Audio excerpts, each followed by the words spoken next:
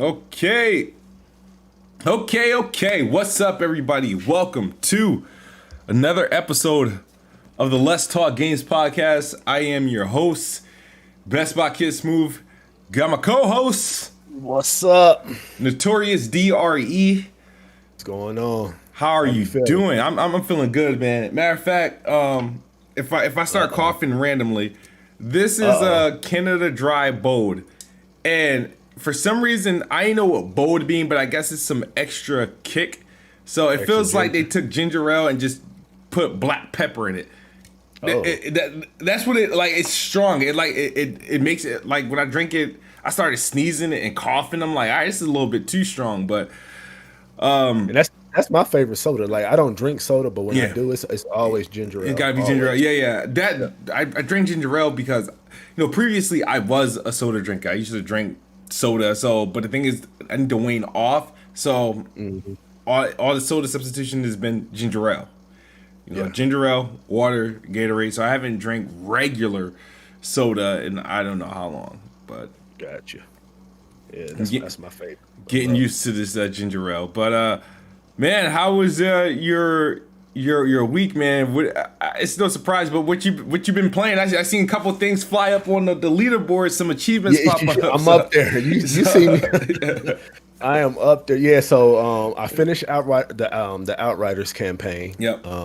So I finished that, and then now with that I'm doing the expeditions. Okay. Which are basically just like survival, like see how long you can survive. But then you get a ton of loot at the end. So I'm doing that, and then I finished Ori in the Will of the Wisp. And when did that game come out? That came out last April. So 2020. Yeah. And so what games came out in 2020? That like what was the heavy hitters for Game of the Year? Like what was the contenders? Last of Us, Ghost of Tsushima. Okay. Obviously. Yeah. Okay. Spider-Man and Valhalla came out. What else came out earlier in that year? For 2020. Man, okay, it probably shouldn't have won over The Last of Us, but Ori is phenomenal. That game is outstanding. Like seriously, from top to bottom, from the exploration to the combat to the story to the art design, they have side quests now. I think they had a little bit in the Blind Forest. I think they had a little bit, but like absolutely top 5 platformers of all time. And like I've been saying, I think Ori is better than 98% of Mario games. So like the only Mario games that I will put up against Ori is Galaxy 1 and 2 and Super Mario 3. Okay. That's it. Other than that, Ori destroys Mario in my opinion. I know people are still stuck in nostalgia, however you say it, ways when it comes to Mario, but Ori is it, man. I love that game. That game is so good, man. Game is so good. I told you I gotta start. If all of all Xbox games, right? Ori's one of the ones that's like you won't hear me say really much anything about because I try. I don't know what it is. Those style of games, man. Like they're beautiful, but I just get stuck. Like it's not even that I'm stuck dying at something. It's the fact that I'm not understanding. All right, how am I supposed to navigate through this map? And then when I feel myself progressing off, it does get to a difficult part where now I need to backtrack and I can't backtrack because I got obstacles that can kill me and I can't get through fast enough. So do you? Okay, so there's a character in the game that you can buy a map from. Do you ever go to that? Like you can buy the area of the map. Like you buy the map from them and it it shows the whole entire area of that section. Like have you ever went to that guy? Okay, that's Nah, I gotta do exactly how I did on the Blind Forest. But the thing is, in the Blind Forest, I actually got a decent amount through the game, believe it or not, before I end up running into a brick wall. And then I started a new save And I was like, I'm not gonna do this. And then Will-O-Wisp is like, it's the same thing. Well, I didn't get nearly as far in Will-O-Wisp as I got in Blind Forest, but now I just feel like I have to start a new game and start fresh and just like, all right, Claire, what do I do? Yeah, probably.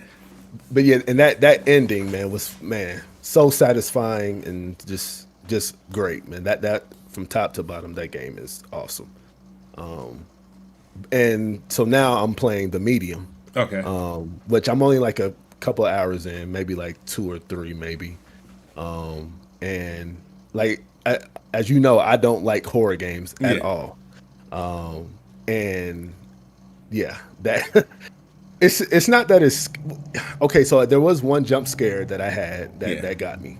But now I'm just anticipating all the jump scares now. And so that is a game that I play during the daytime. Yeah.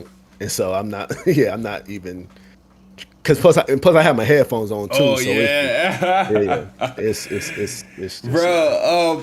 About the media, so I made a problem when that game came out. At first, I was completely avoiding the game before I decided, all right, if I play this, I got to play it during the day. And then I was practicing that, and I think until day 2, maybe, I think I started playing during the day, and then I got to a point where it was all this interesting stuff happening that I wanted to finish, and I was like, all right, I still got a couple of hours left of daylight. Let me just get through it. I got through it. Next thing you know, I was playing up until freaking 1 o'clock in the morning. I was like, shit, I need to find some late night SpongeBob or something like that. That's right. I swear. Yep. Because I started playing like at 9 o'clock at night last night, and nah. I can't do that. But it's cool though, and like the Two Worlds is really fascinating. Like traveling, and then you gotta have your out of body experience and do some of that stuff. So yeah, it's all right though. It's pretty cool. Yeah, I like the way they put that thing together, because I was like, man, this is gonna be like so budget and all that stuff. I was just thinking but I felt like one, and as you will learn and get through, you'll find that the storytelling is pretty dope. I do like the split screen mechanics. In fact, that how you still need both screens. Right, to like, it's not like there are times where they can prioritize one screen over the other, but the way that it works now is like, all right, I need this to do this in this world and whatnot. I don't know, it's cool. It's a cool concept. I've been meaning to play it again because I think I'm literally 2 achievements away from the full 100% completion, and it was there were 2 missable achievements. So that's why I haven't uninstalled it yet, but I had a great time with it. It is kind of crazy because like the whole time I'm just going back and forth trying to see what I'm missing on each screen. So that's kind of tripping me out a little bit, but of course I'll probably adjust to it. But yeah, it's cool, and I'm at the part where I'm sneaking past the big monster. Oh yeah, the first yeah. So and he did catch me the first time because he was breaking my my hiding spots. Yeah. So I'm like, how am I supposed to which part? Because there's a couple times So I is just this your met first him. encounter? Yeah. All right, so your first encounter is it in his world or your world? His world. Okay. All right. Because there's an achievement for not being detected by him, and that's one of the ones I missed. I guess I won't be getting that one then. Is there chapter select like when you finish the game? Okay, yes, cool. Yes, there is. Cool. I believe so. Yeah, there should be. Yeah, I'm almost certain there is. Almost certain there is. Right. Yeah, I'll probably do that then, man. What you been up to? What you been playing? Outriders. I've been playing Outriders, and that's been it. Like I took a couple mini game breaks. So there's these games that come out on Xbox. They're like little Steam ports and like web browser games that they put on there. They're very cheap. So I seen that Hard 8 and even you was beating me in achievements for the month. I'm up there. So what I did was I played a couple of those games to get my gamer score back up. Stat pattern. Stat pattern. Because the thing is like, I was looking at the month, right? I was like, all right, we're playing Outriders. I've already poured. If you poured, how many hours do you think you got in the Outriders right now? I don't know. Does it? Because I don't know if it has a timer. There is. You have to go into. Matter of fact, I can actually tell you how many hours you got into Outriders right now. I have no idea. I'm gonna go into. I'm gonna compare Like, our games. I pinned you to my homepage, so it's because you appear offline a lot. So you're on my homepage. So when I go to your name, it's like everything I need to do. Party invite, send a message, compare achievements is all right there. That is all right there. I don't gotta worry. But if you didn't appear, if you didn't appear offline, I wouldn't need to do that. I was like, because I was like, I'm gonna just throw a bonus, send an invite. Maybe he's on. So let's see.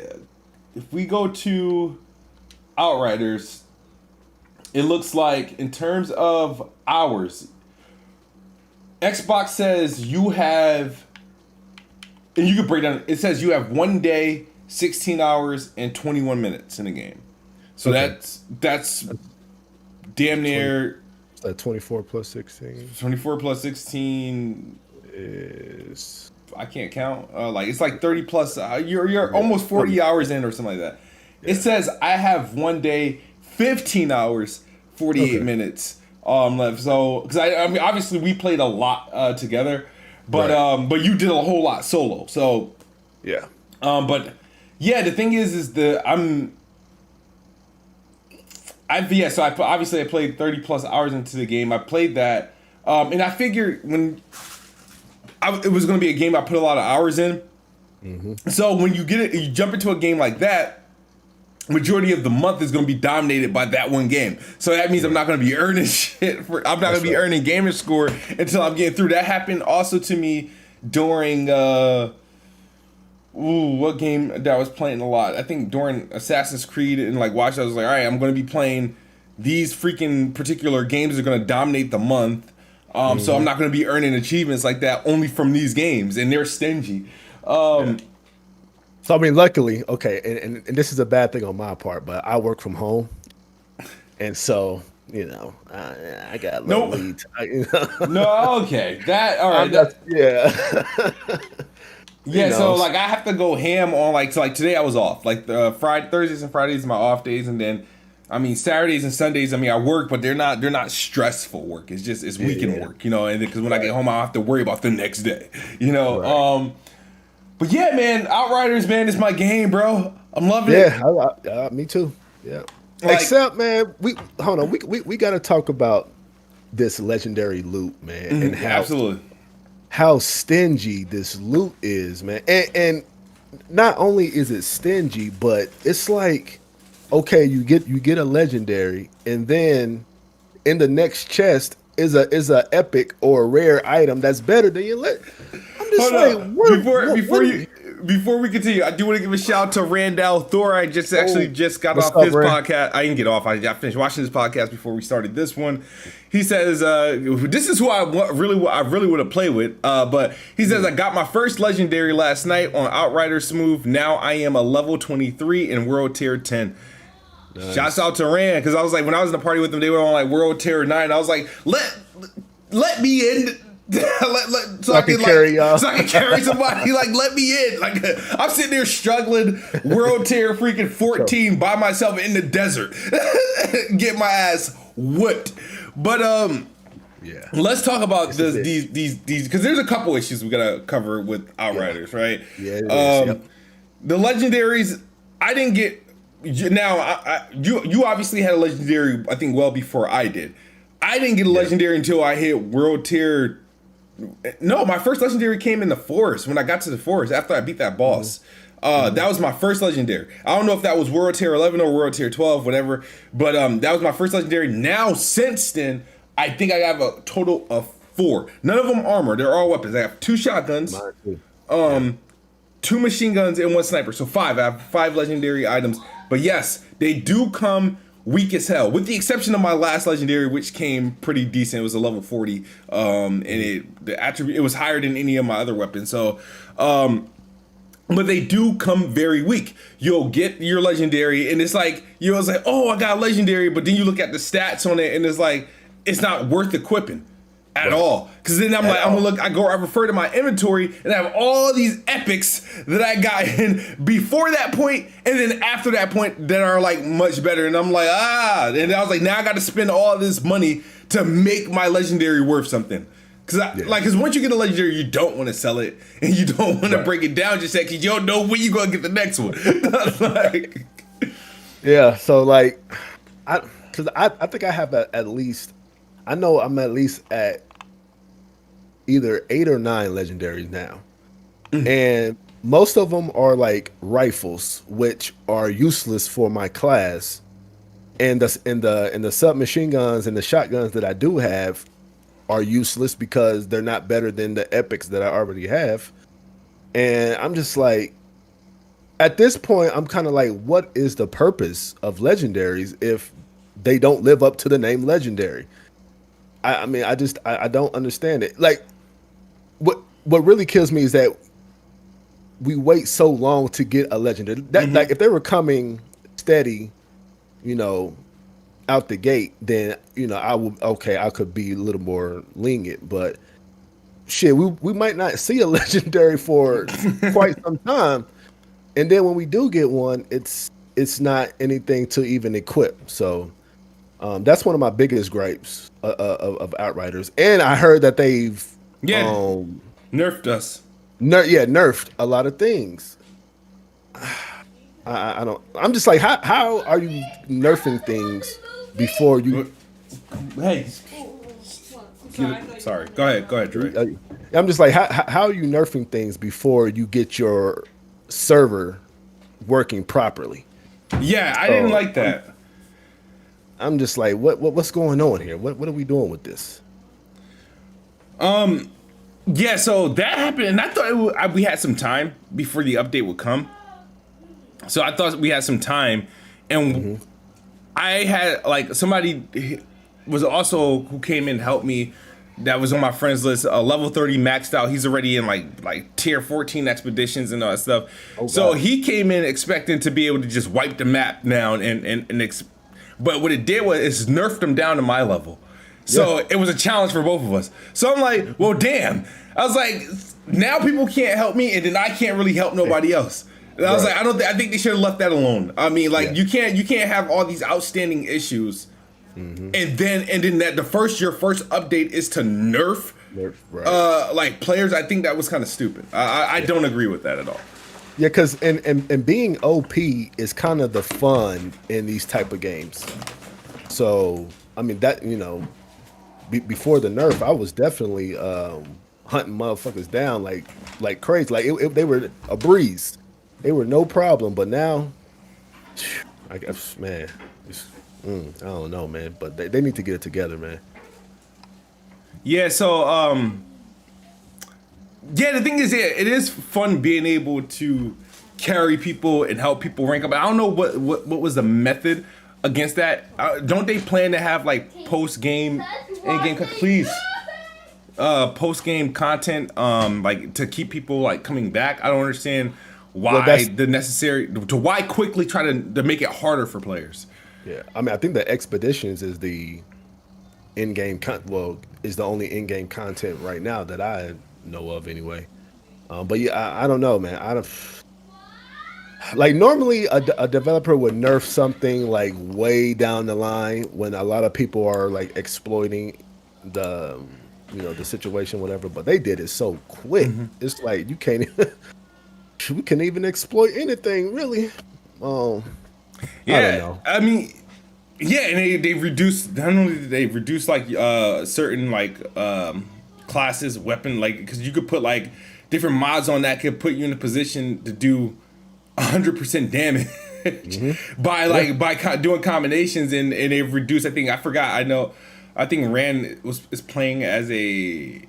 I don't know if he's a trickster. Like you are a trickster, right? Right, correct. And I think something got dropped from like 50% to 35%. I forgot what the move is. I was listening to him talk about it today. It might be Twisted Rounds. Probably. If he's talking about it like that, then that's probably it. That's where like your bullets get like a extra boost. So like if you equip Twisted Rounds, and then if you equip this mod where you don't have to reload, and you have an automatic shotgun, it's a wrap. Like and that's what I posted on Twitter. I posted the screenshots of the mod, the ability, and the weapon that I was using, and that's it. So that's probably what he's talking about. Yeah. That got nerfed. But yeah, I mean, like I said, I'm still trying to work through the game. In terms of, as we were speaking earlier, I'm at the desert is pretty long, because what happens is you have like multiple things that happen in the desert. So I'm still in the desert, and I fought this freaking predator looking character. That was a very annoying, Yeah. And it looks like from the way that went, it looks like I'm gonna have to fight him again. Okay, I won't spoil it.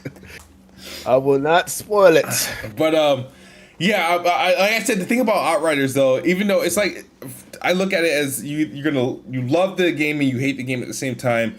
I find myself every time I like get home or my Xbox is like free or nobody needs my attention, I want to jump on that game. But my problem is that like you was trying to do things solo. Right. I'm not about that life. Like I like running with a squad. I mean, now I'll have my moments. Like the forest, I was proud of myself. I did that solo. The later parts of the desert, proud of myself, did that solo. And then I was obviously forced to do Bailey solo because it is broken.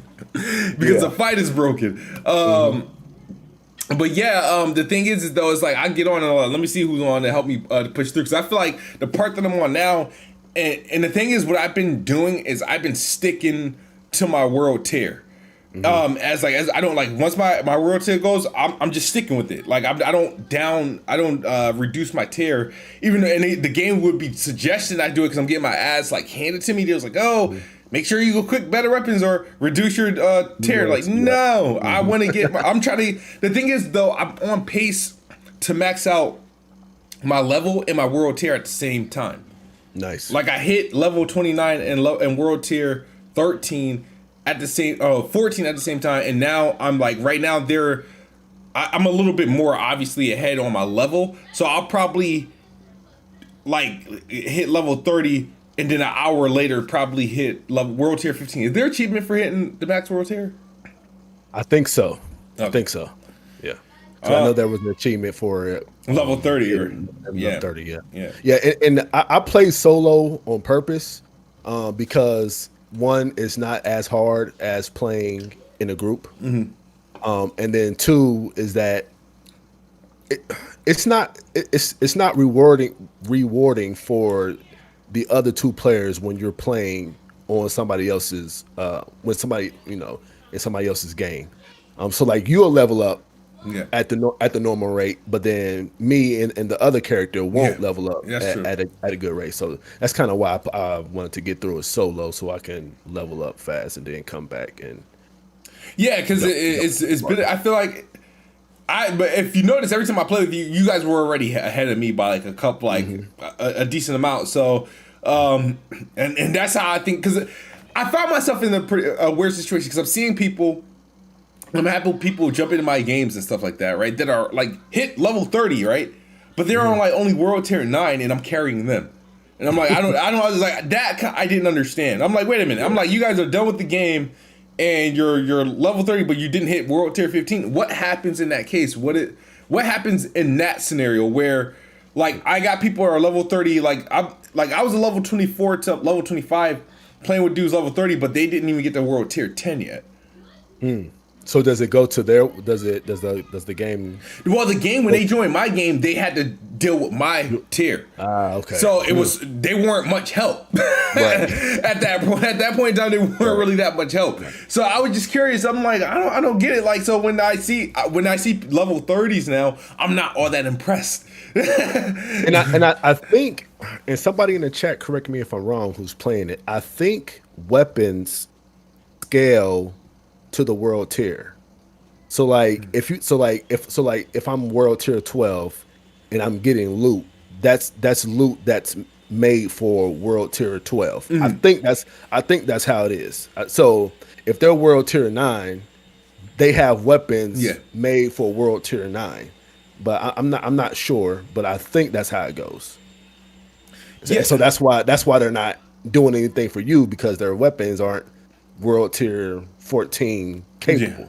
So I think that's how it goes, but I'm not quite sure.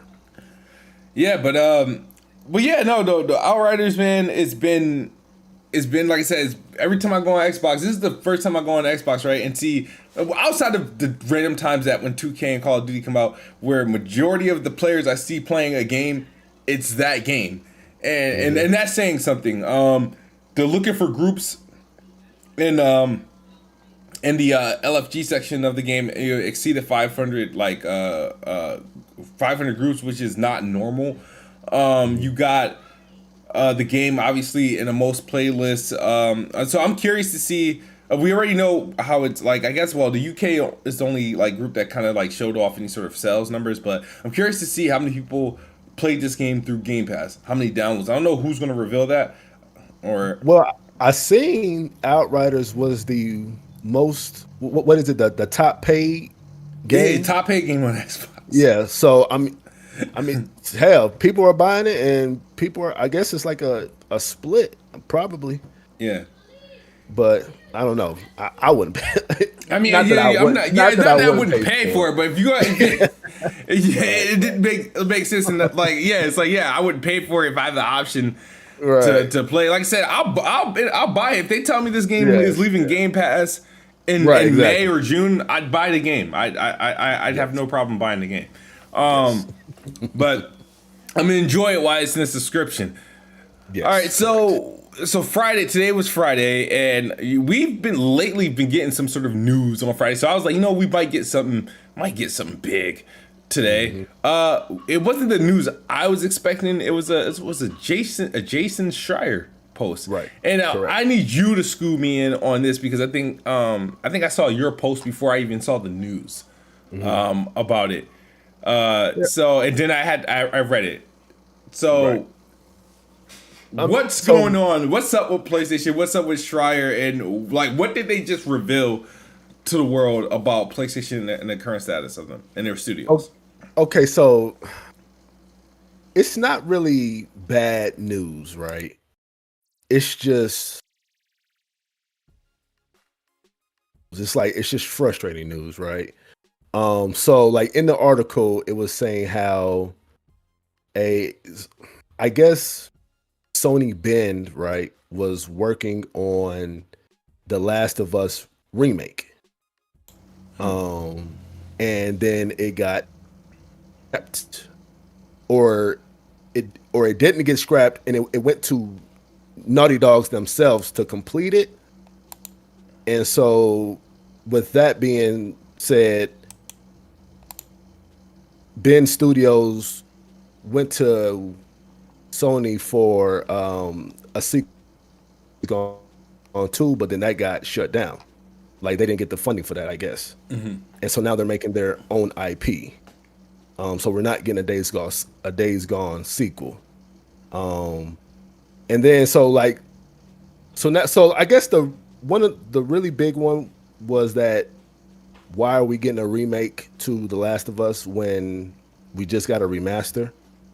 But then some people are like, well, if it comes in a deluxe version of an updated The Last of Us 2, then they don't see the issue with that as long as it's not in the way of other projects getting completed.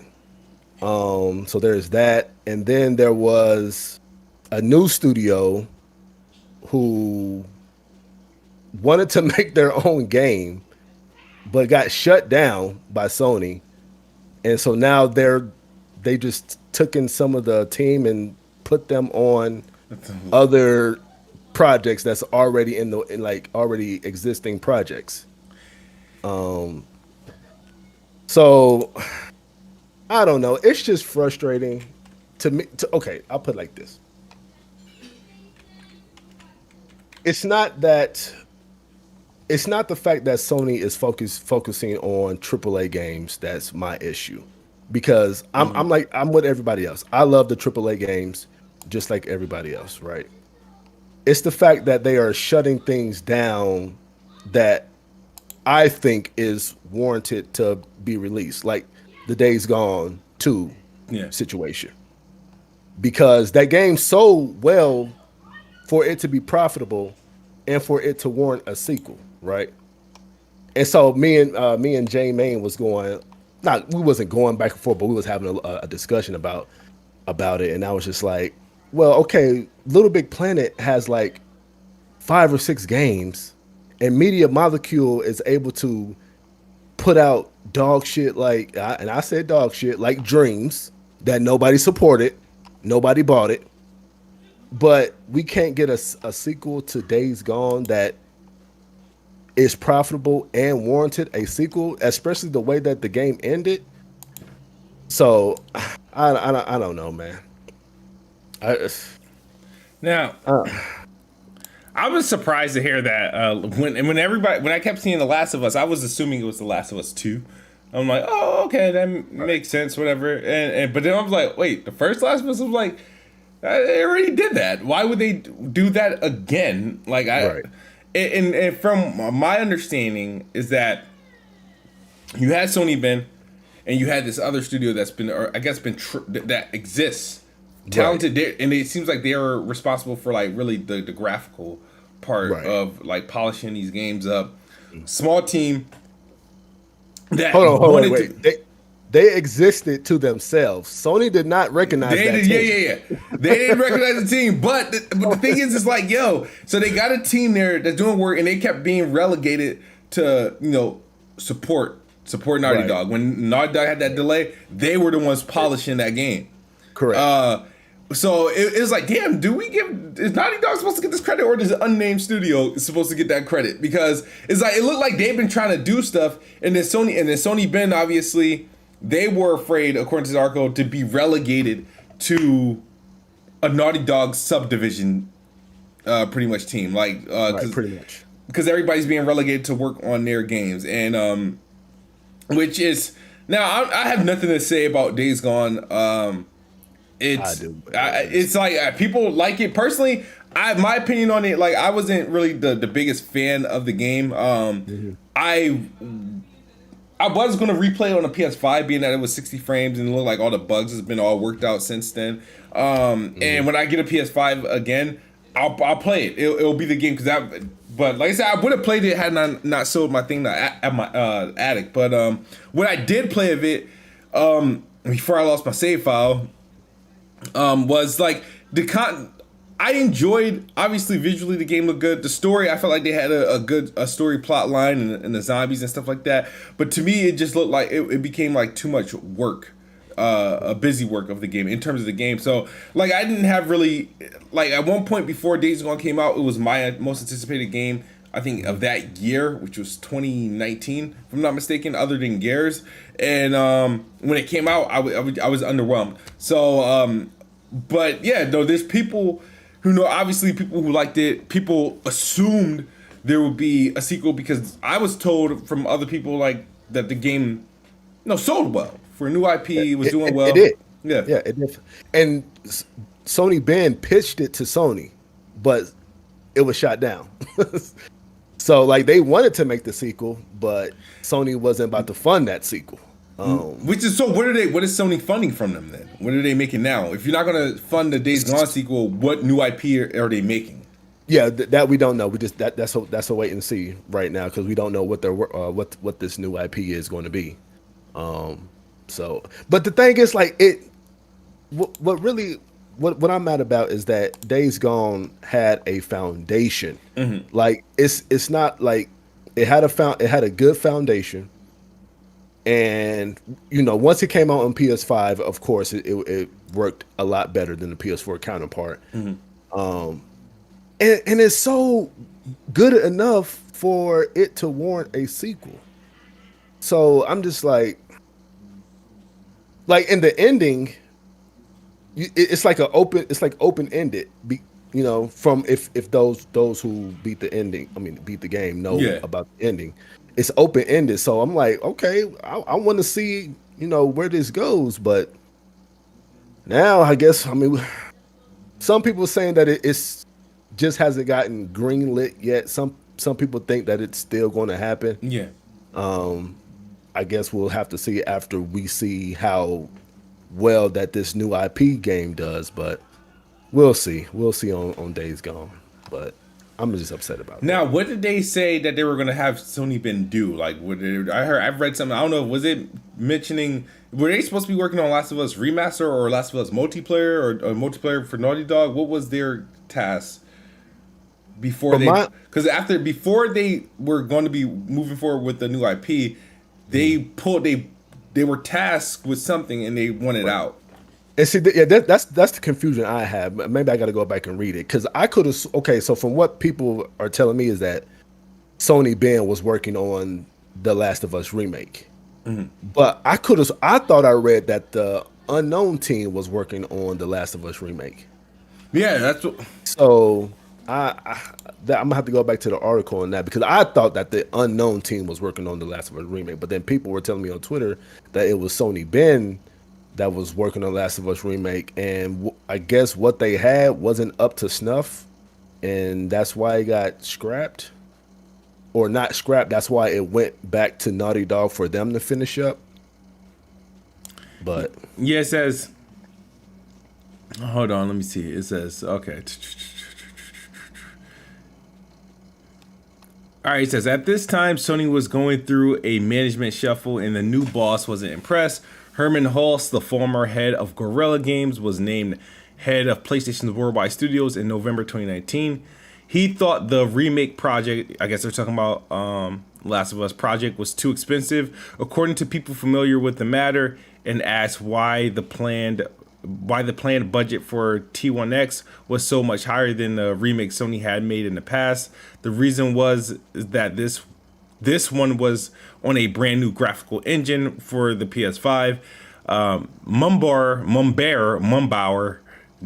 needed to hire more people to help rework graphics on new technology, so as well as redesign gameplay mechanics.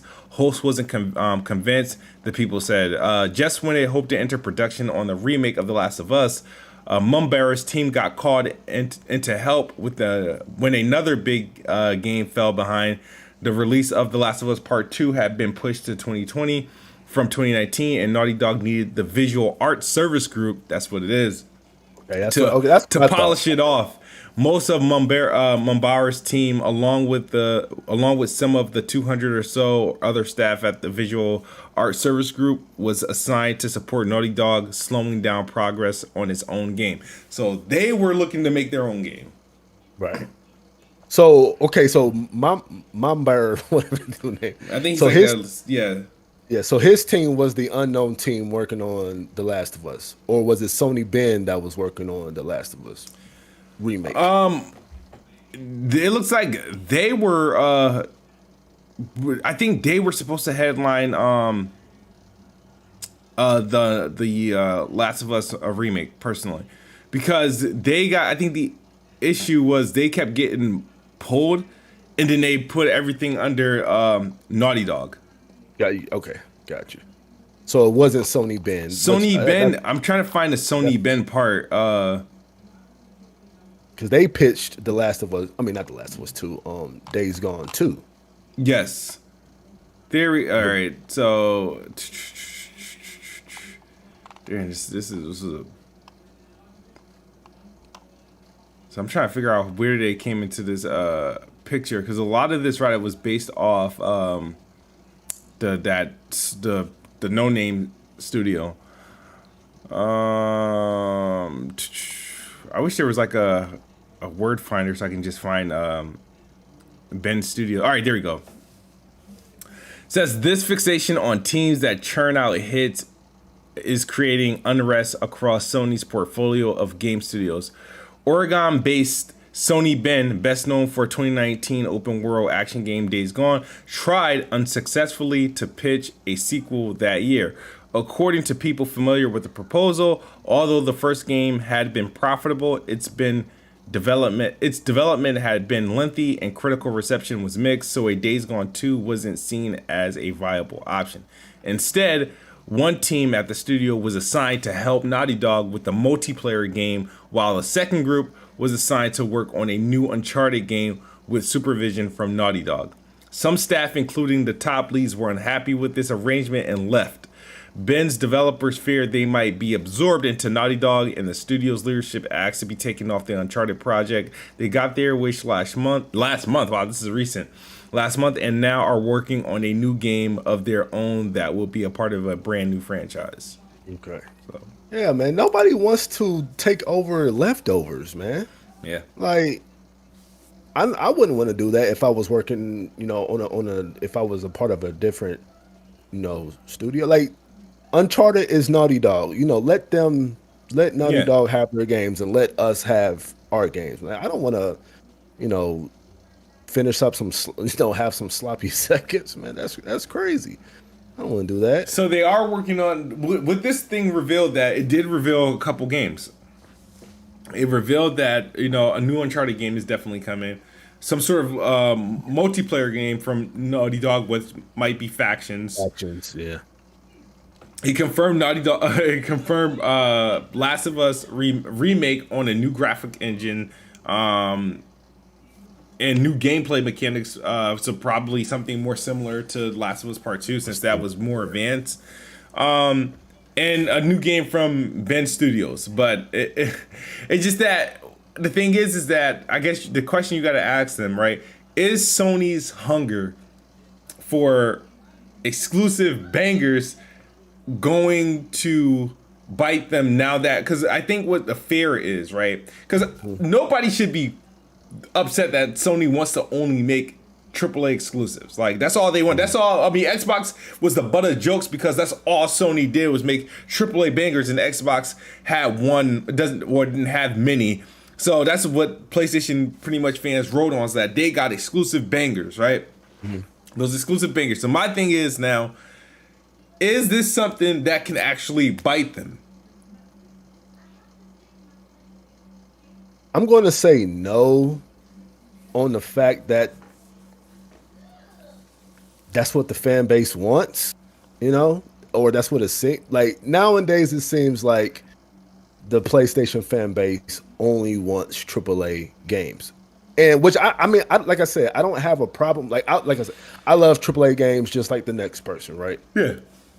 But I remember a time where Sony, like, the AAA games were sprinkled in here and there. Like they have a AAA game, sprinkle in a little smaller AA indie or whatever, and then have another AAA game. And that's how they will fill out their calendar year. But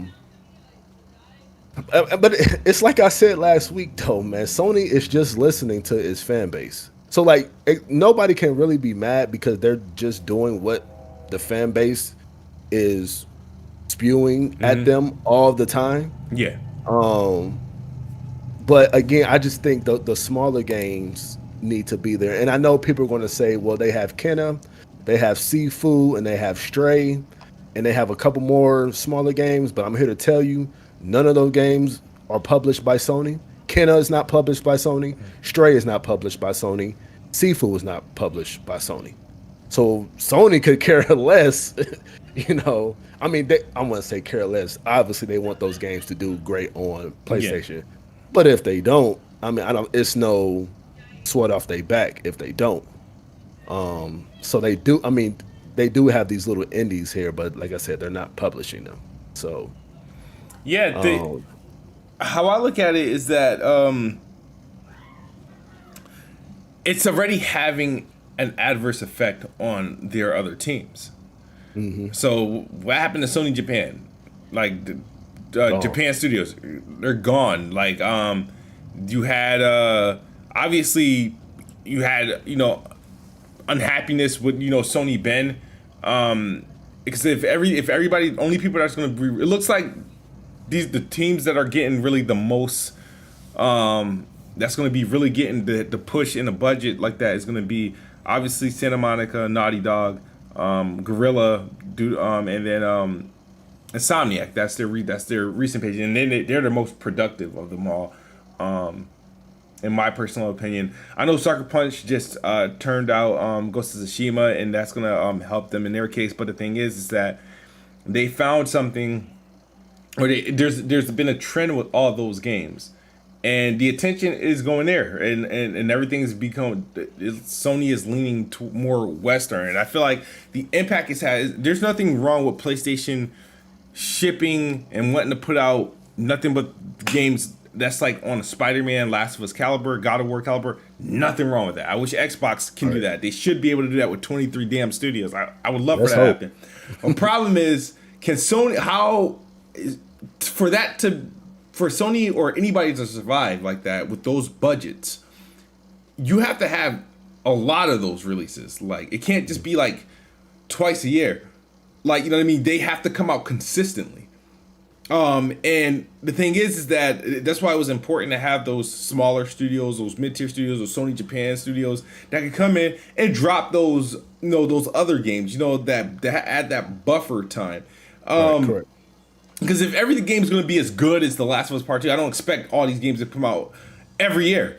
I don't know how those games take like a while to make, and I feel like it's going to be interesting playing out to see, PlayStation with they're going to go aggressive with third-party timed exclusives and putting out their big budget games first party. And on Xbox, they're going to go hard with their stuff day and date and Game Pass, and then getting like actual AAA releases third party day and date. They won't be timed exclusive, but they'll be in Game Pass day one. So it's like you got, all right, PlayStation, is going to have these crazy, experiences. These games are going to be amazing and stuff like that. On Xbox, I can have access to pretty much every game, and I can enter really, like, with gaming, you'll step into what you're doing with your music and with your movies. Like you're paying for Netflix and Hulu and all this other stuff. You're paying for Apple Music or Spotify. Xbox would just be another situation part, another entertainment factor that you're using, that you pay for, that you consume for in a subscription. PlayStation is going to be this, if they don't change. I don't think they will. The PlayStation, and you wait for their games to come out, that the blockbuster game to come out at $60 or $70, whatever it may be. But now I feel like with these moves and these articles coming out, I feel like PlayStation is, heavily leaning towards what 2018 and 2020 has been all about. I feel like back in 2014, 2013, and in the late PS3 days, where there was a lot more different things going on with their catalog, a lot more diverse things going on. I feel like they found what works. They've seen that the success of their recent games. And it looks like they're like, no, this is our model. This is our staple. Our games have to be like this. And if they have to overwork freaking Naughty Dog and Santa Monica to get it, they're gonna do that. Like, you know what I mean? But I mean, I really had nothing really to say about it. With the exception was, I was like, why is there a need for another not another Last of Us? Give me a Last of Us 3. I enjoyed both the Last of Us games. Last of Us Part 2, amazing game.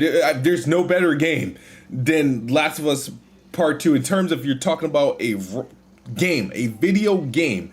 Like, I find it hard to say, like, this is better than this. I feel like The Last of Us 2 is almost like some sort of tier of like, all right, this is what they did. How do you supplant that or be as good as that or enhance that? That's what video games should be doing. If you're in an action game, you're going to do an action RPG game or action third-person action game, The Last of Us 2 should be some sort of, there's something you should be taken from that game. So I have nothing against The Last of Us and Naughty Dog and stuff like that, or games games like that. My thing is that, though, if you're gonna aim towards that, yeah, it's gonna come at the expense of other games and other studios, and people are gonna feel a certain way, and it's gonna have an impact. So my thing is, like I agree with you. Like, again, no problems with the AAA route. But my thing is, what happened to make them go this route? Success. Okay, success. I get that, but are the indies and smaller titles not performing well? Aren't performing up to PlayStation standards. for them to just to be like, we're just going to worry about these AAA big budget games, and we could just leave everything else to the wayside. Like, are these games not performing well for them to? Because you would think if these indies were doing great, then they would push more. They would just have it as the whole totality of indies, smaller games, and the AAA games. They would just have everything. But now it just seems like they just want the AAA games. It's not even. I don't even think it's that. I don't know how indie games perform on PlayStation. PS Plus games or PS Plus launches, proved to be successful for a lot of the indie guys. I think from PlayStation first party standpoint, I think they're either cutting the unproductive fat, or they found like they have like a powerhouse of first party studios that are doing like top quality games. It's like, all right, why? Let's divert all of our resources to the guys who's going to produce the most work for it, that's most profitable for us. I see that happen. I don't know if that impacts like independent people that they work with. They're still going to get indies. They're still going to get AA games, and PlayStation is still aggressive taking games from other platforms and stuff in terms of timed exclusives and stuff like that. So, and as we see, like Kenna is an independent game. I can't wait for that game to come to Xbox. I can't wait. I gotta say, because I troll them about this all the time, but Kenna is not a first party game. The game's made by who? Ember Labs. The game is a timed exclusives. Same thing with that Oddworld game. How is that, by the way? I have no idea. Oh, I'm curious because I was like, it was looking kind of nice from what I see on Twitter. I don't know. It's just Sony. Sony's on that. If it ain't broke, don't fix it. But the thing is, they broke a couple things to fix the stuff that weren't broken. I mean, as far as like AAA games, I mean, by and large, their AAA games are really damn good, right? Yeah. So it's like, if it ain't broke, don't fix it. And now we just want to push harder on what ain't broke. You know what I mean? But it's not. It's okay to like tweak what ain't broke. You can tweak little things here and there for you to still have these smaller. For you to focus on these smaller titles. That's what I want to say. To focus on them. Yeah. Obviously, they're going to have them, but to put focus and resources and budgets around these smaller titles. That's okay too. That's okay too. I don't know. And now you got people calling for Sean Layden to come back and save. Yeah, Sean Layden, man. The thing is, coming into the PlayStation 4 generation, you think about the people that were there. You had Andrew House, Sean Layden, the Regine. What was that? Who else? Adam Boyce. And someone else. But I feel like they had like a squad of just people that were that were aggressive in their approach, but it wasn't one sided. I feel like with Jim Ryan, he talks a lot, but I feel like he's very inconsistent. He's a businessman, but very inconsistent. Mm-hmm.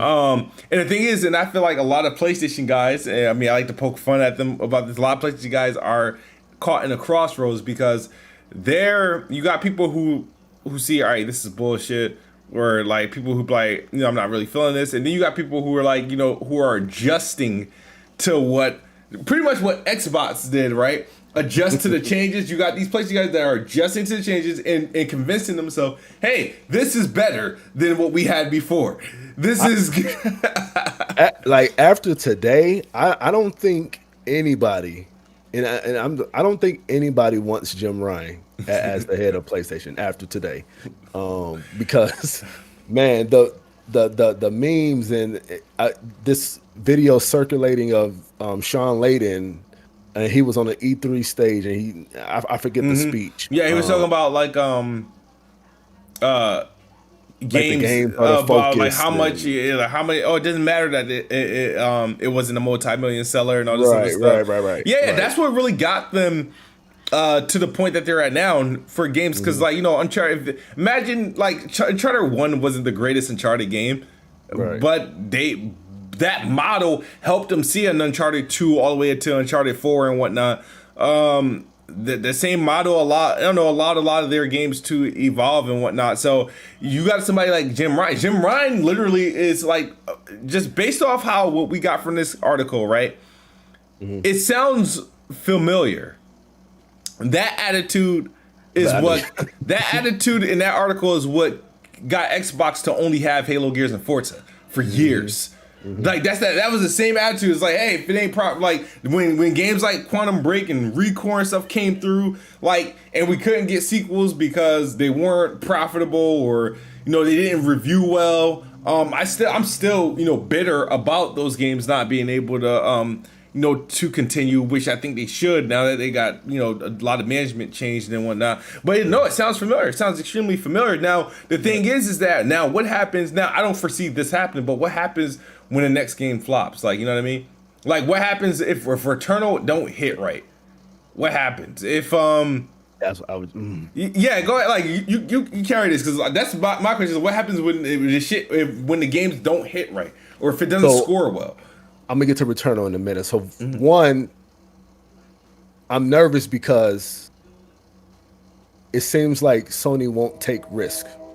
Like it seems like the risk factor has just died. And especially like you said, if a game doesn't hit to their standards, they're just going to throw it away and not take risk anymore. And that's kind of what made PlayStation. They took the risk, and if it stuck, it stuck. If it didn't, it didn't. But they still took them. And with this move, it just seems like they're not going to take that risk anymore. They're just going to move on to the next and hope that sticks. So that has me nervous a bit. That really does.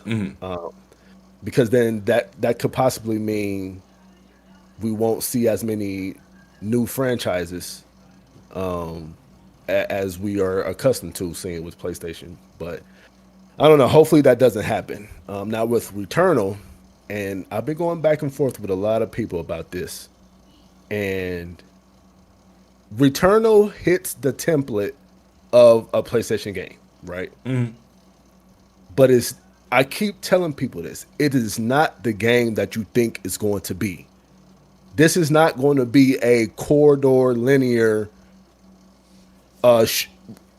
cover system shooter that you can just, go from point A to B without any real consequences, right? Like this, Returnal is a niche game. Yeah. Like the type of game Returnal is niche.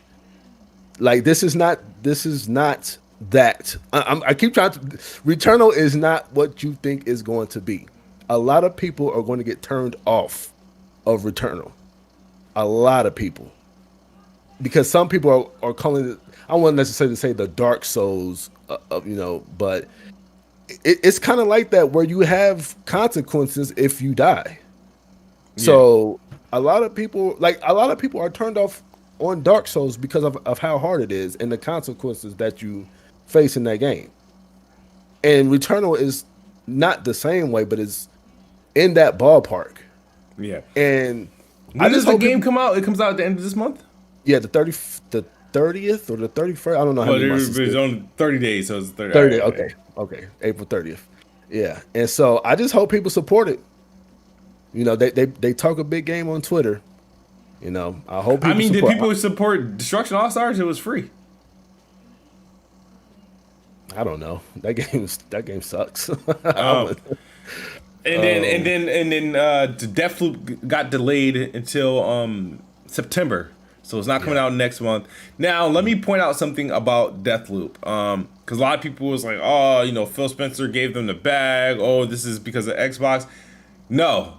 The further this game gets delayed on PlayStation, the further it gets delayed on Xbox. I don't think Xbox wants this game to be delayed. And I forget this game was supposed to be a launch title for the PS5. If it was a launch title for a PS5, it would be coming out this year for the Xbox had it made its launch. Hold on, is that necessarily true though? Because if it gets delayed, Because on PlayStation have a year exclusivity. oh, okay, okay, So okay, it just keeps following. So anytime right, okay, the okay. game doesn't come That's out, all. the clock doesn't start. It has to Gotcha. from release. And they being that it's pushed to the fall, it's like, well, damn, this shit's just gonna be like, it's like that's gonna be a hot minute. Like that's crazy. That's why I can't stand PlayStation's timed exclusive deals. I can't stand it, bro. I don't like it either. On the fact that just make it exclusive. And yeah, that way just Like, buy out the whole entire exclusive, bro. yeah, It's like, just make it exclusive. What? I mean, I get it that the time exclusive puts eyes on their console for a long time. I do get that. But just make it exclusive. Like, why even have it go anywhere else? I don't know. I don't get that. I don't get it. yeah, so that just to give people as that move hurt to Xbox too, because that means that shit ain't coming out until fall 2022 for those on Xbox and Microsoft. Like if anything, Microsoft wanted to do if they wanted that game sooner, they would have had to do something with the contract that they have, buy out that contract, and then allow themselves to get the game multi-plat day and date, which they're not doing. So it is what it is. It sucks that it did get delayed. I know people were hyping that release, but it's crazy because they showed the game quite a few times, and it's just like Yeah, you don't. It doesn't seem like it was. Like I don't know what could be. I mean, obviously there's the pandemic, but and stuff like that. But you never know. I don't know. Maybe I don't know. Maybe performance issues. They're just trying to get that right. Maybe some polish, probably. I don't know. Or the fact that now that because one thing that did happen to a lot of these studios that got acquired by Xbox is that a lot of their games got delayed because they were able to tap in to funding that wasn't quite available at the time that they were working on the game. Like Wasteland was able to get the development that it actually needed versus what it was supposed to that it was going to get before they got acquired. Same thing with Psychonauts. Psychonauts 2 was supposed to been out. But they removed so much stuff from the game that by the time that they get acquired from Xbox, they were able to put that stuff back in the game plus more. So that's why those games. But then again, I'm like, is Sony funding Deathloop, or they just paid for like exclusivity rights? You know how there's like different type of like you either buy exclusivity for a time or you can help with the funding with the game, and that usually usually does like a lengthier exclusive time for that. But yeah, man, 2021. It's like I don't know. It's sort of dry I'm curious to see what's going to happen at E3, man. So E3 is back. Yeah, E3 is back. E3 is back, but Sony will not be there. Sony won't be there. They're more than likely going to have their own show. EA won't be there. They're more than likely to have their EA own Play. Show. Yeah, EA Play. So, Xbox, Nintendo, Square Enix. Square Enix won't be there. Square Enix had their own show. Remember they did their own thing in March, and they're going to do another one in the summer. Okay. Konami, weirdly, will be there. Which is that wasn't really expected.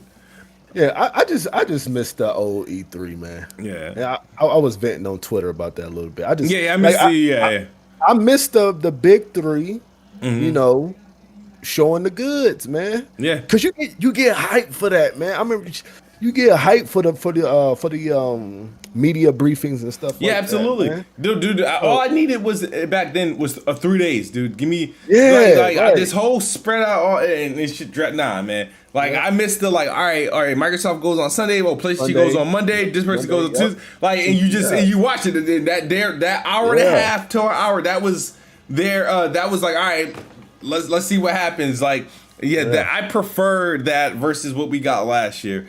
Shout out to Tony Esquire. He said, "This isn't a troll comment for Kids Move, but I didn't hear you talk about timed exclusivity when Xbox was feasting off those deals. Be 100%, sir." Personally, yeah. Them Call of Duty deals. Those aren't timed. No, those aren't the same.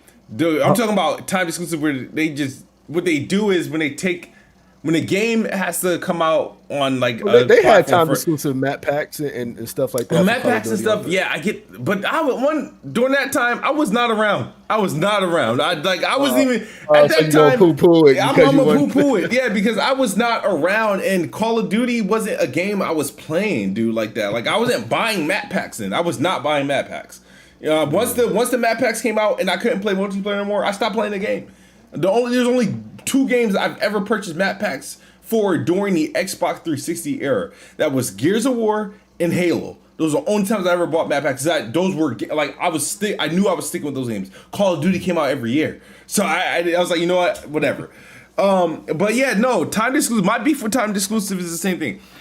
Do I like when Xbox get timed exclusive? Not necessarily, because that's a game that it's gonna be multi-plat in time. It's gonna be multi-plat. So like to me, it doesn't matter if a game, in terms of timed exclusively, I'd rather have hold on. What? Didn't Xbox 360 have GTA 4 timed exclusive DLC?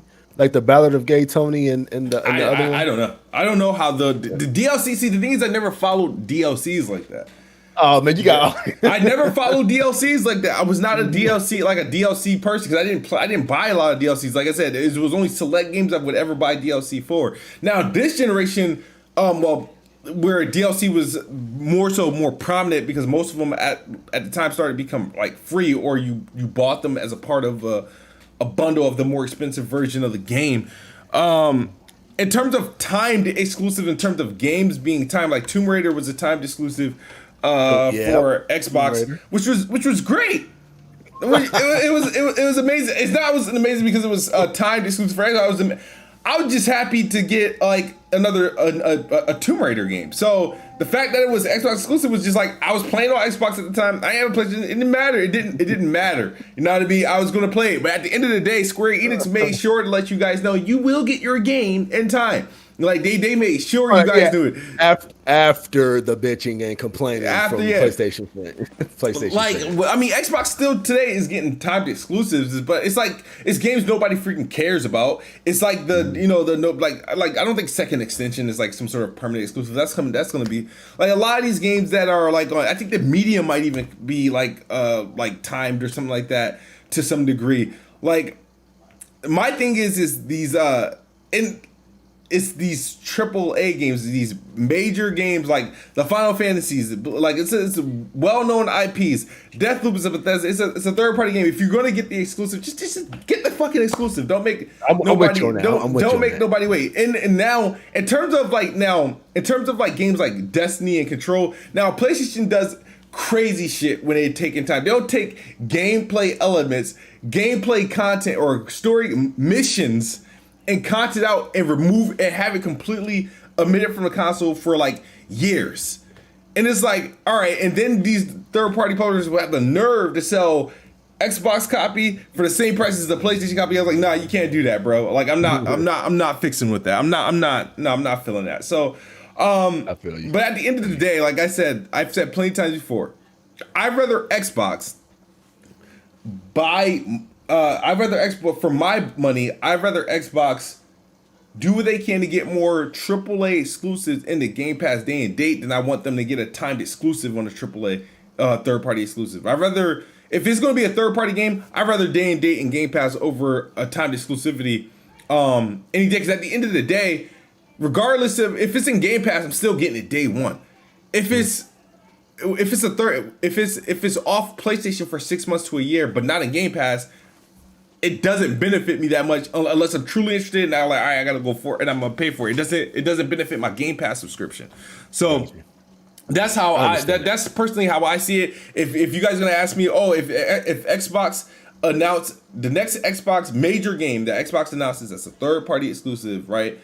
I'm gonna ask, my first question I'm gonna ask is it Game Pass? Is it in Game Pass? That's what you're gonna hear from me. If I don't ask that, you feel free to call me out. If I don't ask that question, if you hear me hyping, hollering, dancing, and tweeting about Xbox getting a game from a third party exclusively for a time, if I don't ask if it's in Game Pass, you can call me out for that. Got you. I get that. Yeah, I get that. But it's about that time. It's a little bit late. I do want to play some Outriders, honestly. I've been looking at to see who's logging in.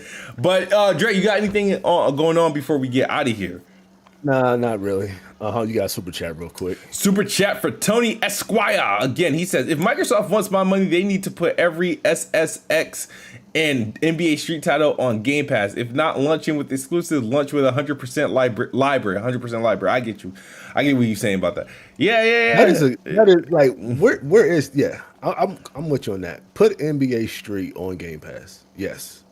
But the NBA Street only existed like on the OG Xbox, and then I think maybe Home Court that came out during the 360 time frame. Yeah, but they can do that though, right? They got the capability of OG Xbox titles, right? They do, but I don't even know how that shit would feel. I played every NBA Street game I played was on PlayStation.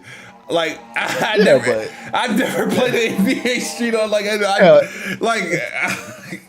If they just give me Street Volume 2, that's all I need. Yeah, Volume 2 was the GOAT. Yeah. I don't need one. Yeah. Give me 2. Yeah. Volume 2, for everything from the soundtrack to the, I don't know, man. Volume 2 was legit, man.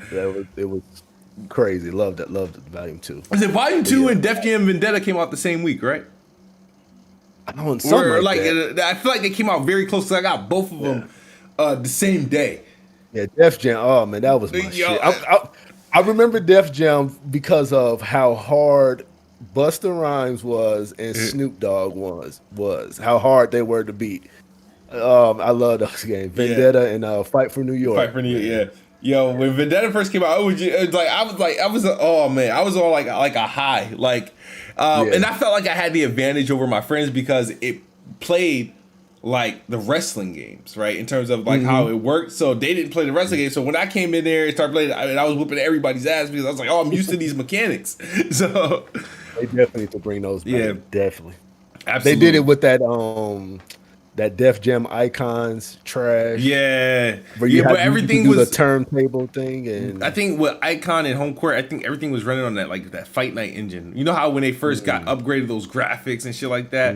And so you have Fight Night, you have NBA Street, Home Court, and Def Jam Icon. They were all had like a visual upgrade. And I never played Def Jam Icon, believe it or not. Me neither. But hold on, do y'all remember NBA Ballers? You remember? Yes, NBA Ballers? Stephon Marbury was on the cover. NBA. Yo, my house was lit too. I had that game. That game was so trash, but it kept you coming back for some reason. I thought that game was lit. NBA Ballers. Oh man, yo. That game was trash, but it was just. And it had like a couple of sequels to it too. Yeah, I've only did the original one that came out I think 2004 maybe. With Stephon Marbury on the cover. I had a lot of basketball games when I was there. I had Street Hoops. I think for the N1 game. The N1 Street Hoops. I used to play it. They had Half Me, Half Amazing. They had Hot Sauce. I used to do crazy ass dribble moves and shit. That game was hard, to play though a little bit. Like it was hard to understand how to play for me anyway.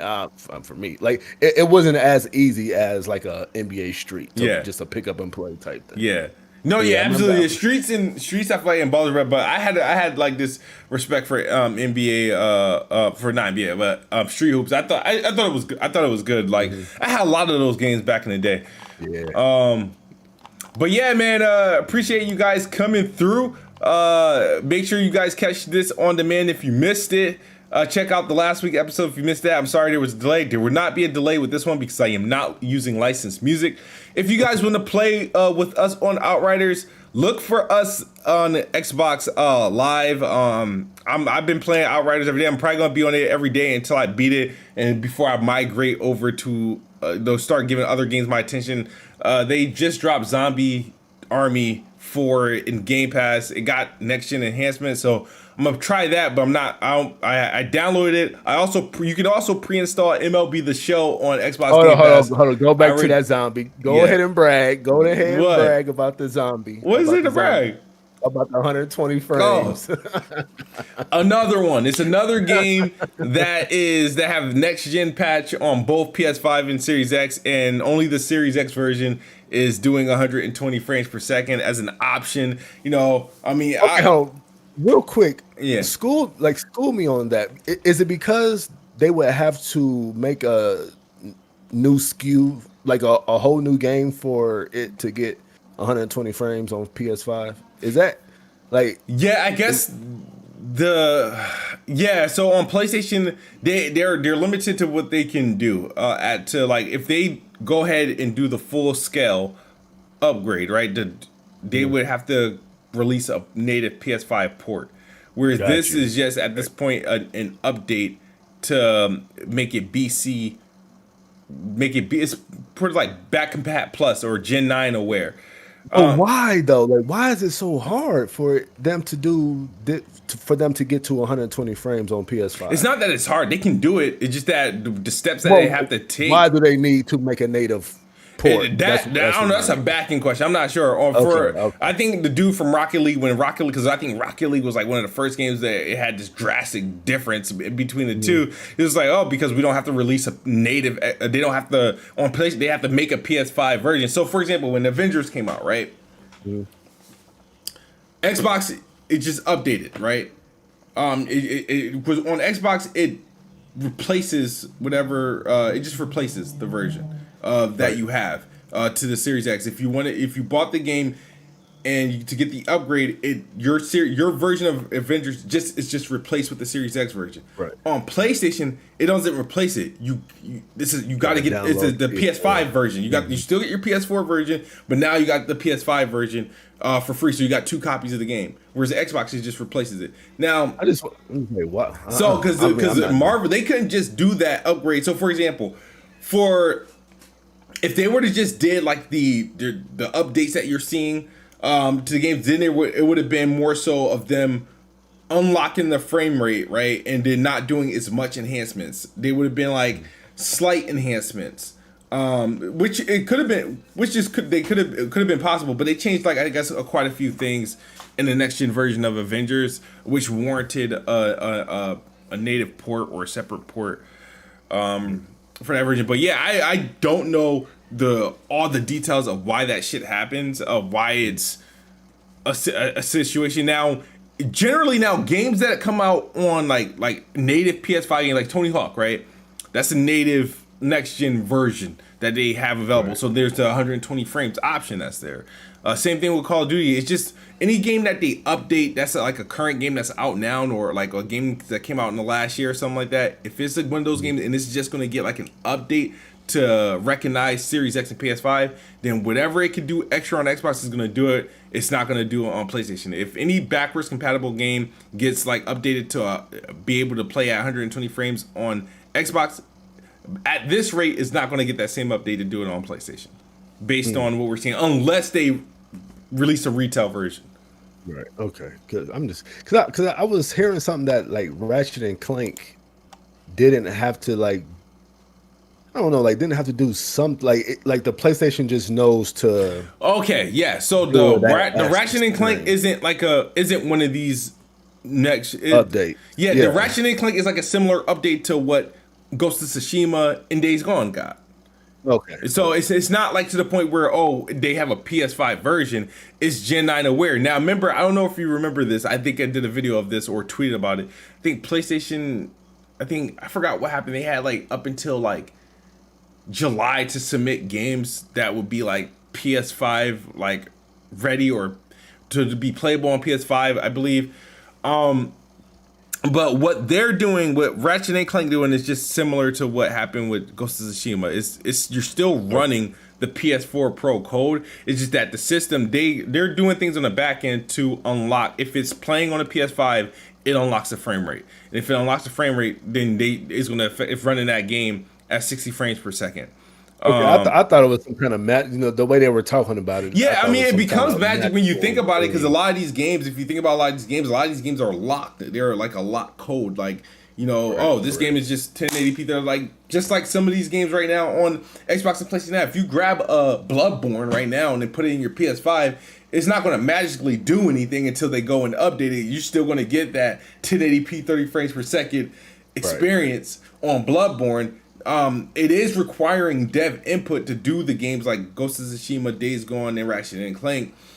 Probably not as much, because I don't know what Sony did internally.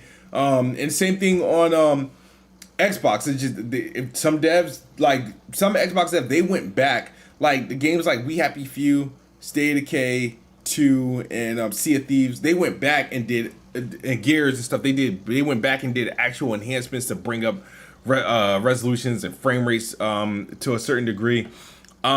Whereas games like those old games that FPS boosts, like games like FPS boost, where games that are like, nah, they have where devs aren't gonna go back.